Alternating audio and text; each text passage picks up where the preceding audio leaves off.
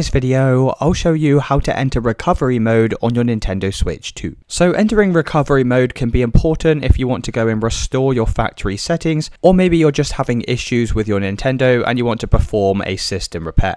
Now, in order to do this, we first need to power off our Nintendo by holding down the power button. So I'm just going to hold this button down for around about 10 seconds, and eventually the screen should go black like this and it should be shut down. Now, in order to start up the Nintendo in recovery mode, you just need to hold down the volume up and the volume down button at the same time. And whilst holding down this button, we're then going to turn on our Nintendo. So you can see my right finger is just holding down the volume buttons, and then my left finger, I'm going to turn on the Nintendo like so. Keep holding down the volume up and the volume down. The screen may go black for a couple of seconds, but after about 10 seconds, it should come back on and you should now be in recovery mode. So you can see from here, we can do things like update the system or restore factory settings. So that's it, guys. Let me know in the comments if you did find this video helpful, and I'll see you in the next one.